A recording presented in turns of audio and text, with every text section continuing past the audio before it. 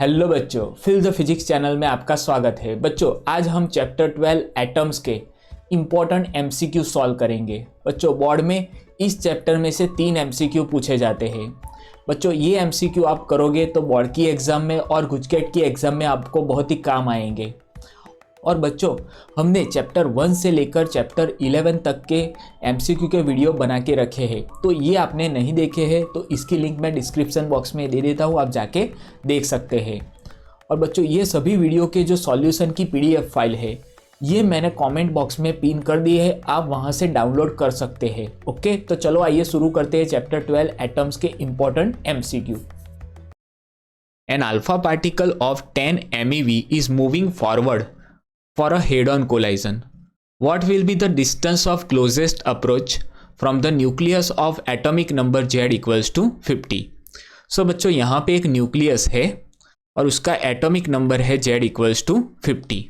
और बच्चों, यहाँ पे एक अल्फा पार्टिकल है, इसकी वेलोसिटी v है और ये अल्फा पार्टिकल न्यूक्लियस की तरफ हेड ऑन कोलाइजन के लिए जा रहा है। और ये अल्फा पार्टिकल की काइनेटिक एनर्जी है k इक्वल्स टू 10 MeV। और हमें पता है कि जो अल्फा पार्टिकल है उस पर चार्ज होता है Q1 equals two plus 2e and जो न्यूक्लियस है उस पर चार्ज होगा Q2 equals two plus ZE। सो बच्चों, यहाँ पे हमें पता है कि यहाँ पे दोनों पे पॉजिटिव चार्ज है। पॉजिटिव चार्ज होने के कारण जब ये अल्फा पार्टिकल न्यूक्लियस की तरफ जाएगा तो न्यूक्लियस ये अल्फा पार्टिकल को रिपेल करेगा। रिपेल करने के कारण ये अल्फा पार्टिकल की वेलोसिटी एंड काइनेटिक एनर्जी कम होगी। तो जब ये अल्फा पार्टिकल यहाँ पे पहुँच जाएगा तब ये अल्फा पार्टिकल की वेलोसिटी 0 हो जाएगी एंड काइनेटिक एनर्जी भी 0 हो जाएगी। मतलब ये जो अल्फा पार्टिकल की काइनेटिक एनर्जी है वो कंप्लीटली पोटेंशियल एनर्जी में कन्वर्ट हो जाएगी। और इस कंडीशन में अल्फा पार्टिकल एंड न्यूक्लियस के बीच जो डिस्टेंस होगा वो होगा r0, जिसे हम डिस्टेंस ऑफ क्लोजेस्ट अप्रोच बोलते हैं। और हमें यहाँ पे r0 फाइंड करना है। तो r0 फाइंड करने के लिए यहाँ पे हम इक्वेशन यूज करेंगे, kinetic energy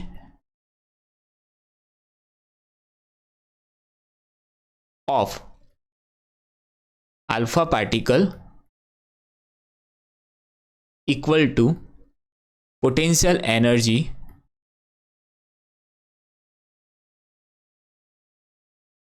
of alpha particle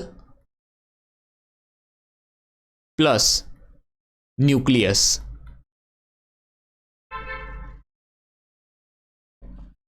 और यहाँ पे हमें kinetic energy of alpha particle given है 10 MeV और अल्फा पार्टिकल एंड न्यूक्लियस की पोटेंशियल एनर्जी होगी k Q1 Q2 divide by r0।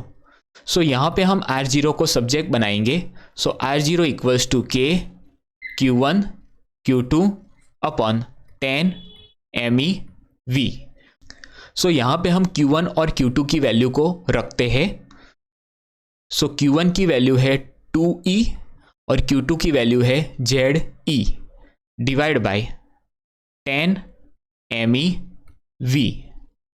So यहाँ पे बन जाएगा 2k ZE square divide by 10 MeV। So यहाँ पे हम वैल्यूज रखते हैं।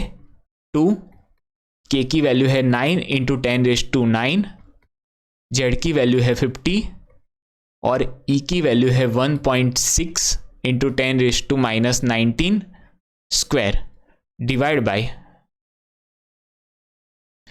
यहाँ पे 10 MeV को हम जूल में कन्वर्ट कर लेते हैं। तो 10 यहाँ पे मिलियन इलेक्ट्रॉन वोल्ट है, सो मिलियन होगा 10⁶ और EV को हम जूल में कन्वर्ट करते हैं 1.6 इंटू 10⁻⁻19।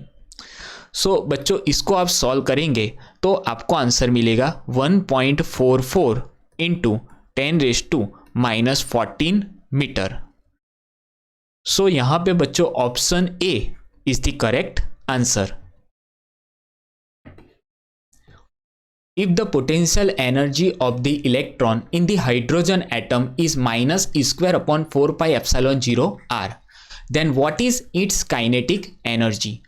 सो बच्चों यहाँ पे हाइड्रोजन एटम में इलेक्ट्रॉन की पोटेंशियल एनर्जी गिवन है और हमें काइनेटिक एनर्जी फाइंड करनी है। सो बच्चों इसके लिए आपको ये फॉर्मूला पता होने चाहिए कि kinetic energy K equals to x, तो पोटेंशियल एनर्जी होता है U equals to minus 2x। So बच्चों यहाँ पे हम इस फॉर्मूला को यूज़ करेंगे। सो बच्चों यहाँ पे हमें पोटेंशियल एनर्जी गिवन है U equals to minus 2x equals to minus E square divide by 4 pi epsilon 0 into R. So यहाँ पे हम x को सब्जेक्ट बनाएंगे तो हमें काइनेटिक एनर्जी मिलेगा। सो यहाँ पे हम x को सब्जेक्ट बनाएंगे तो हमें मिलेगा x इक्वल्स टू, तो यहाँ पे माइनस माइनस कैंसिल हो जाएंगे और ये 2 यहाँ पे नीचे चला जाएगा, तो x इक्वल्स टू हमें मिलेगा E square upon 8 pi epsilon 0 into R. तो x होता है काइनेटिक एनर्जी। सो यहाँ पे हमें मिला kinetic energy K equals to square upon 8 pi epsilon 0 into R. So बच्चों यहाँ पे option B is the correct answer. The radius of second orbit in an atom of hydrogen is r. What is its radius in third orbit? सो बच्चों यहाँ पे hydrogen atom में second orbit की radius capital R है, तो third orbit में radius कितनी होगी वो हमें फाइंड करनी है। सो बच्चों यहाँ पे फॉर सेकेंड ऑर्बिट एन की वैल्यू 2 है और रेडियस है r2 equals to capital R. और for third orbit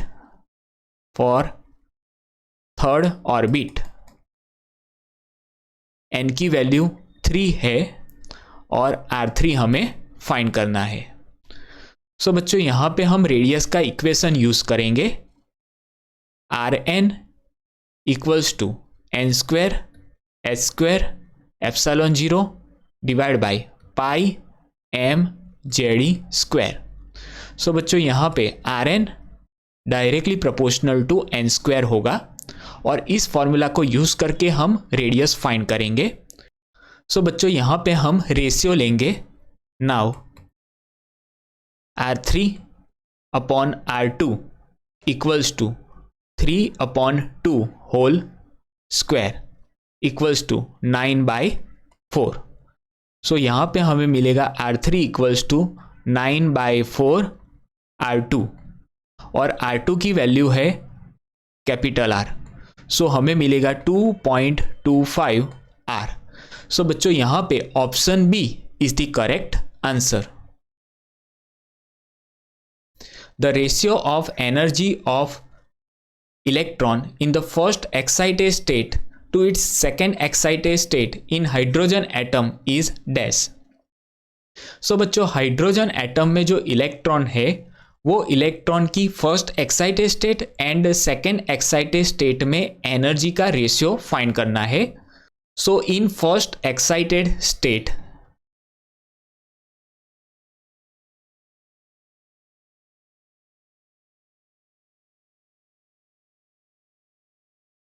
first excited state means n equals to second orbit और सेकेंड ऑर्बिट में हम इलेक्ट्रॉन की एनर्जी ले लेते हैं E2 और यहाँ पे है second excited state.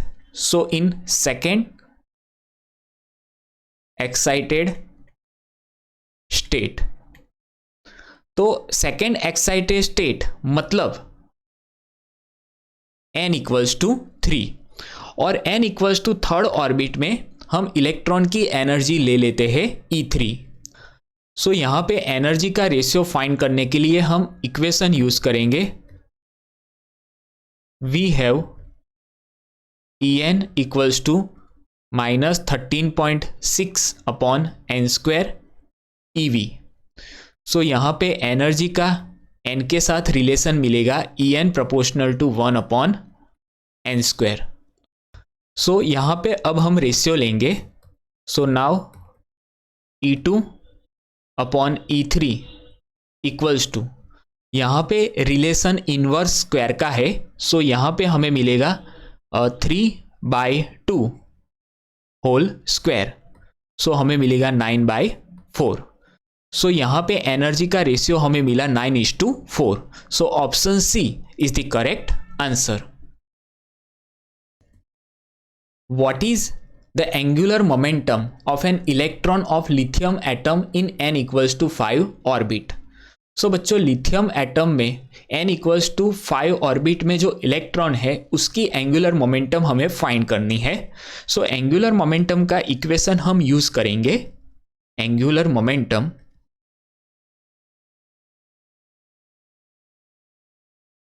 L equals to NH upon 2 so यहाँ पे n की वैल्यू है 5, h की वैल्यू हम लेंगे 6.63 इंटू 10⁻⁻34 डिवाइड बाई 2 इंटू 3.14।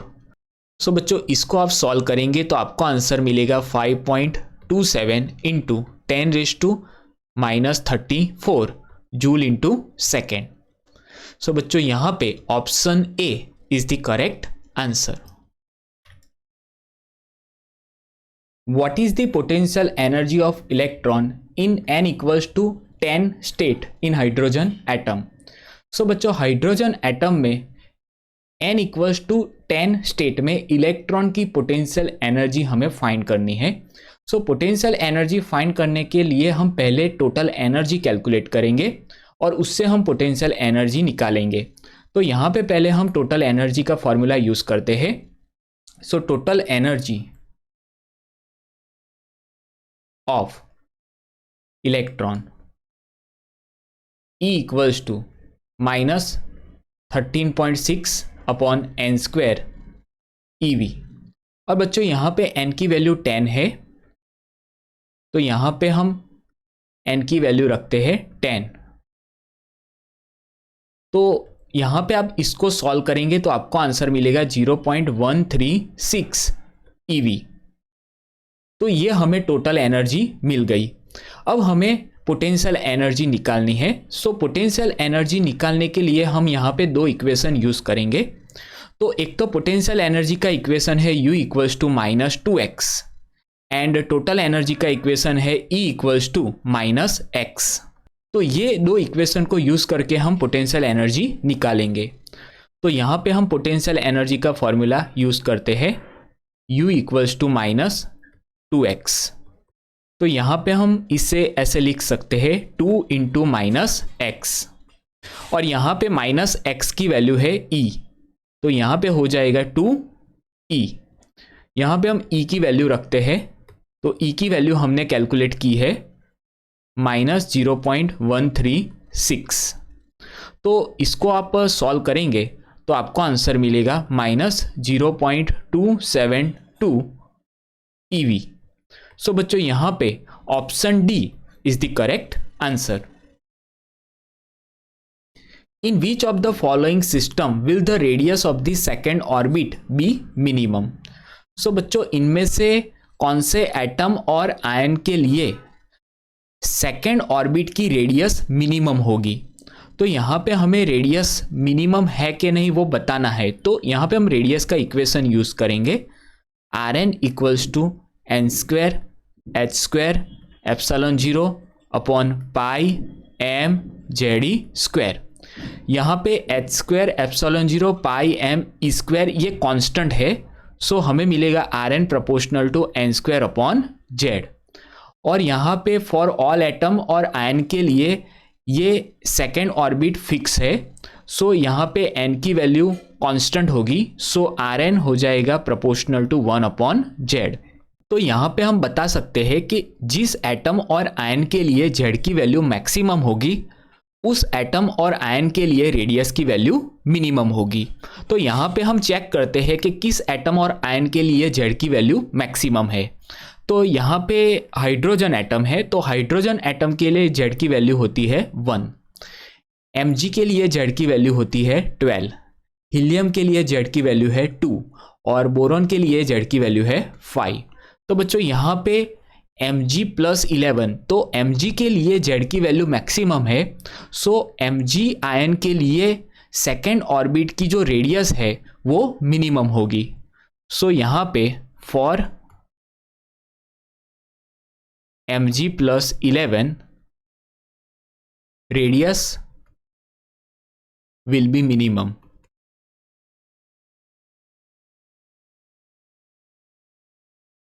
सो बच्चों यहां पे option B is the correct answer.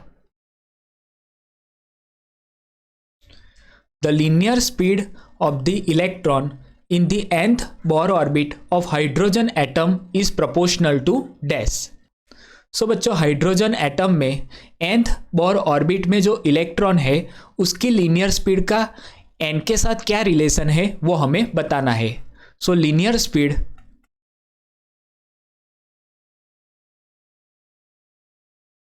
Vn equals to square upon 2 epsilon 0 NH।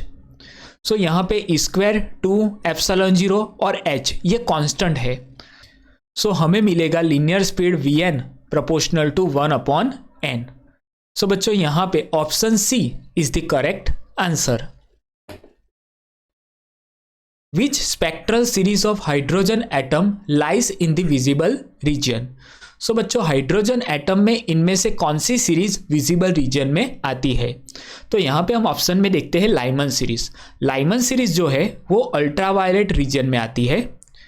Balmer series है वो विजिबल रीजन में आती है। यहाँ पे बाल्मर सीरीज विजिबल रीजन में आएगी। पास्सन सीरीज है वो इंफ्रारेड रीजन में आएगी और जो ब्रैकेट सीरीज है वो भी इंफ्रारेड रीजन में आएगी।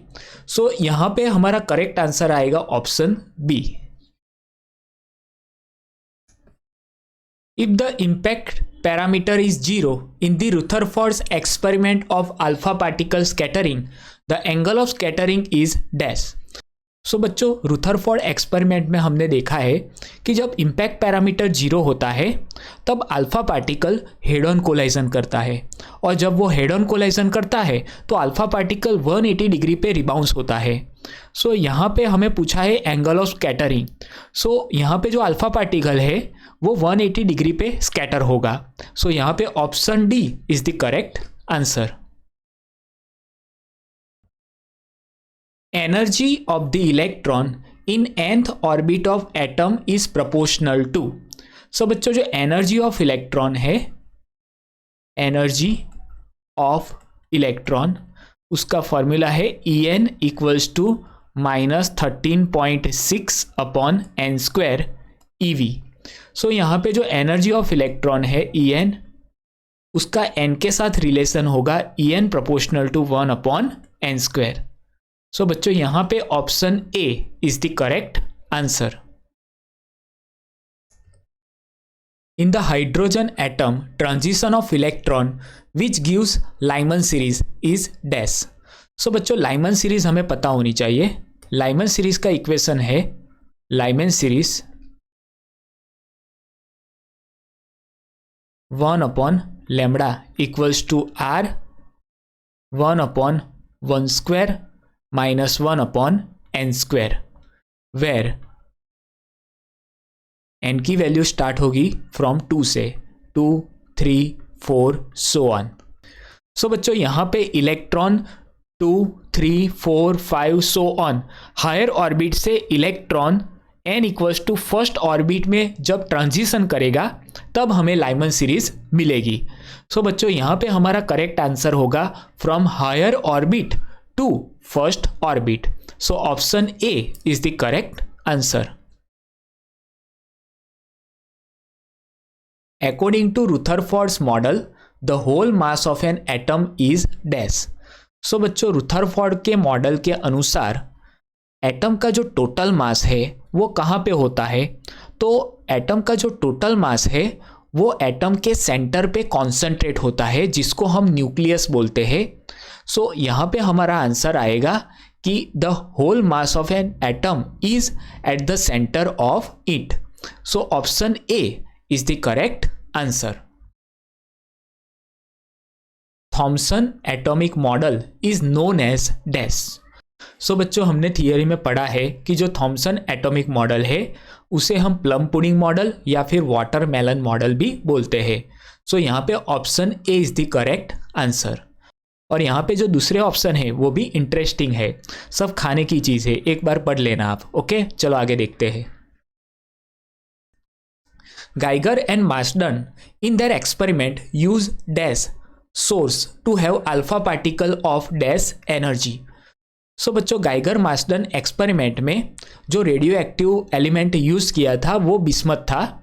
सो यहाँ पे बी और सी में बिस्मथ दिया हुआ है, लेकिन बिस्मथ का जो एटॉमिक नंबर है वो 83 है।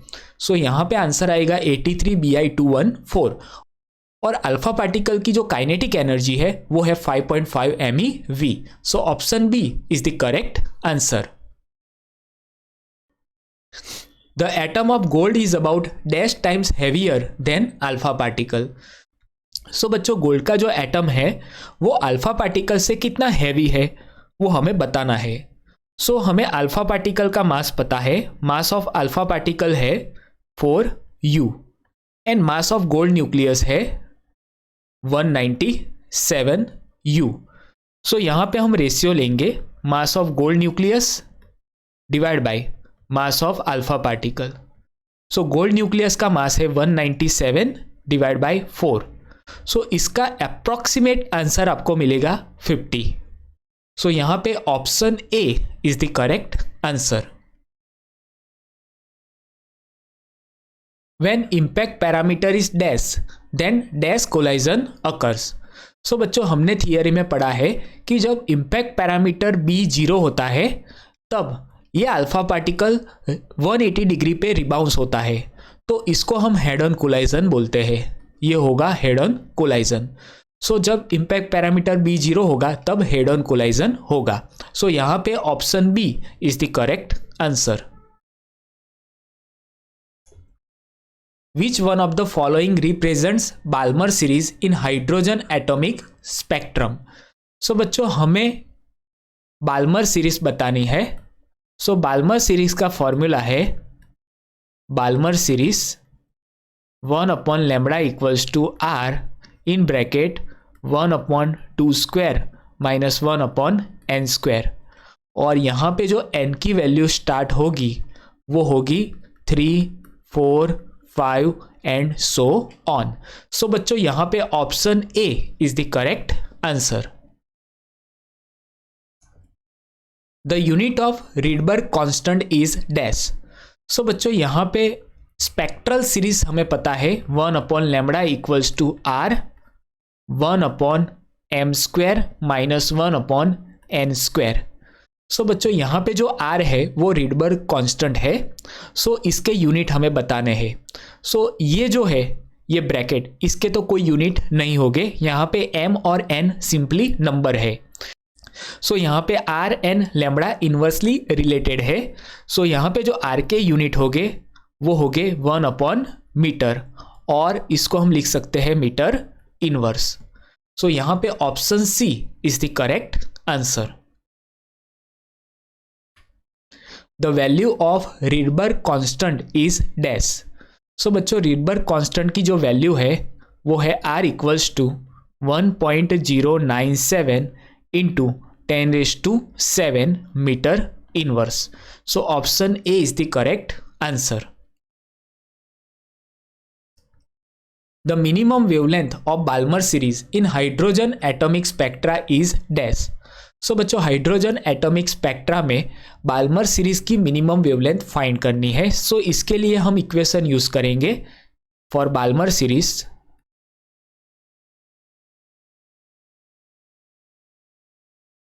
1/λ equals to R 1/2 square minus 1/n square. So यहाँ पे n की वैल्यू स्टार्ट होगी फ्रॉम 3 से 3, 4, 5 सो ऑन। सो यहाँ पे हमें मिनिमम वेवलेंथ फाइंड करनी है।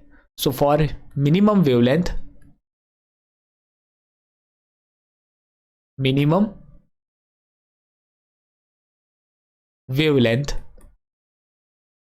n की वैल्यू इनफाइनाइट होगी। तो हमें मिनिमम वेवलेंथ मिलेगी। सो हमें लैम्बडा मिलेगा, लैम्बडा मिनिमम।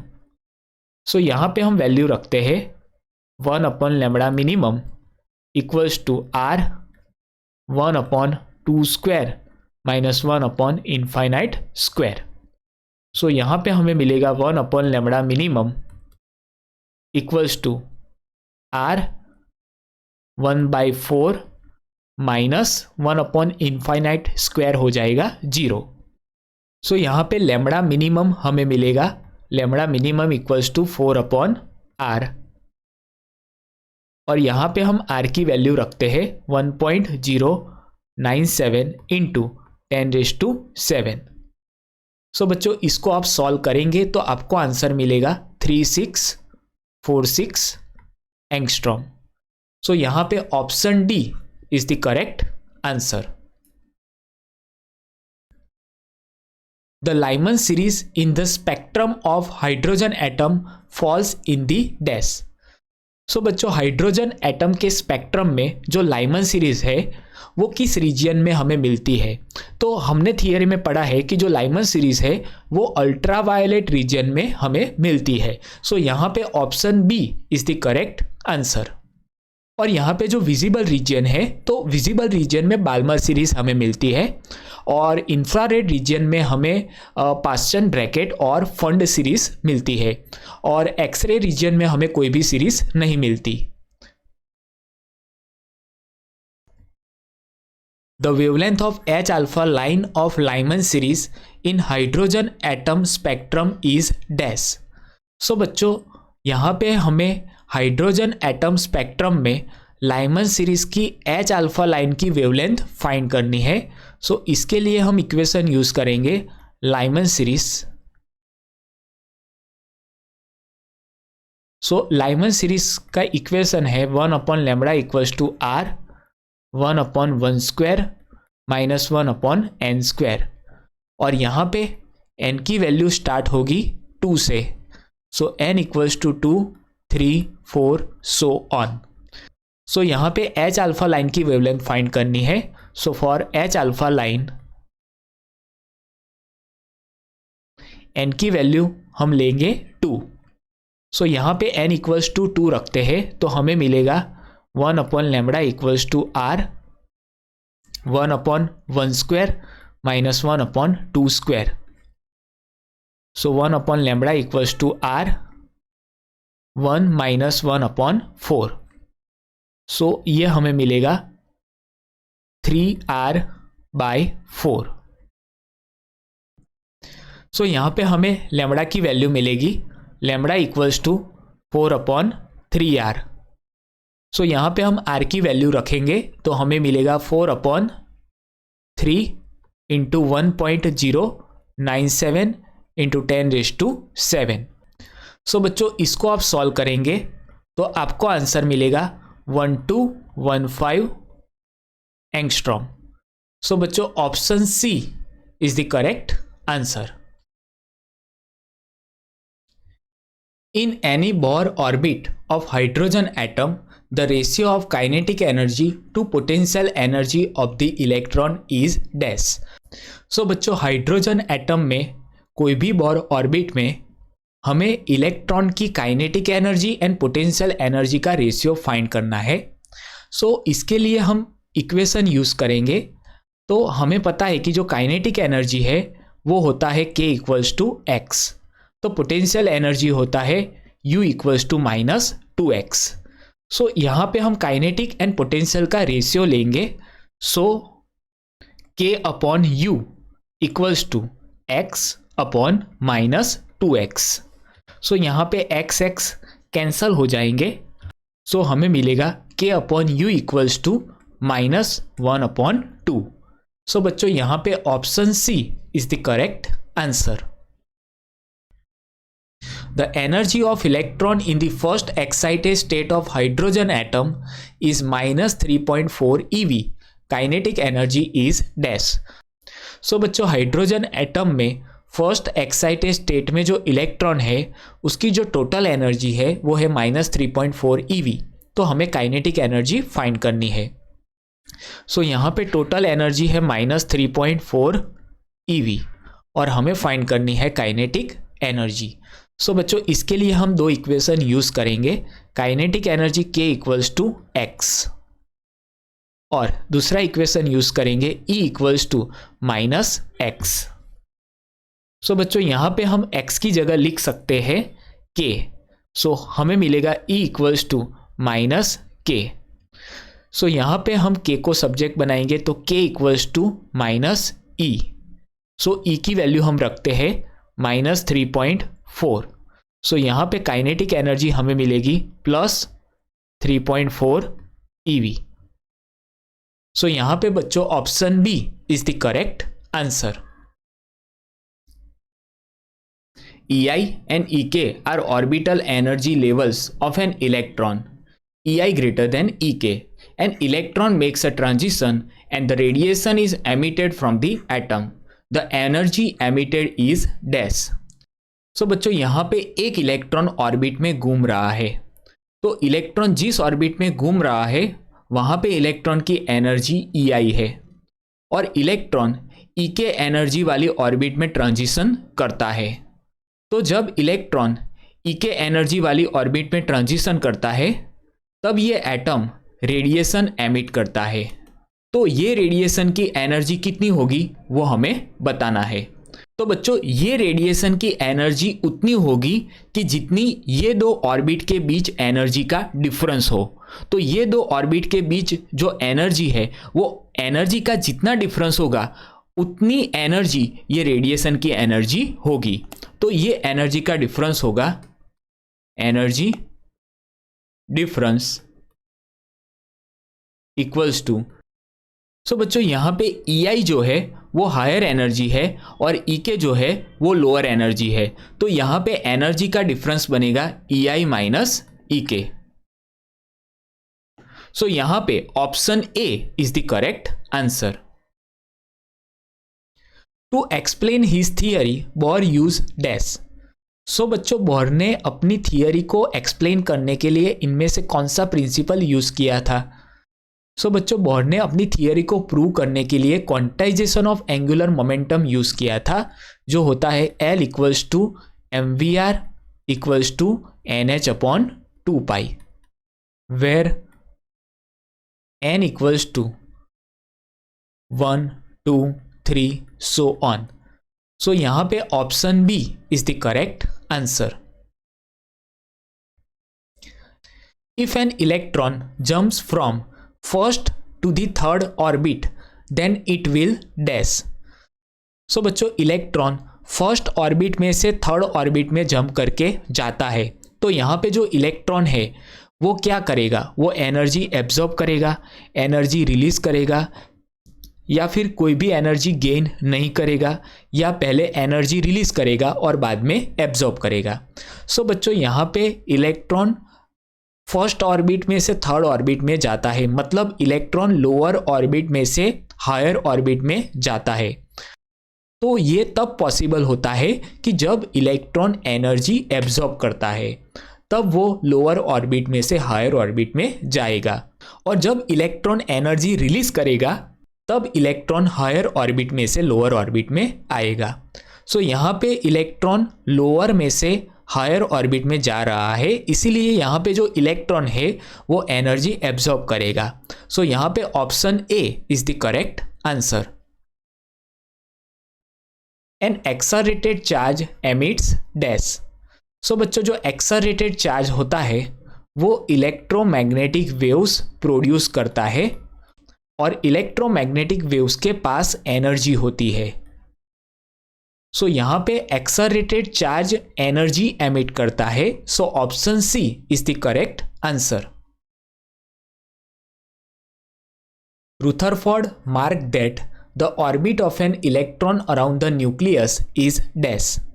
सो बच्चों रुथरफोर्ड ने अपनी थियरी में बताया था कि न्यूक्लियस के आसपास जो इलेक्ट्रॉन की ऑर्बिट होती है वो ऑर्बिट सर्कुलर होती है।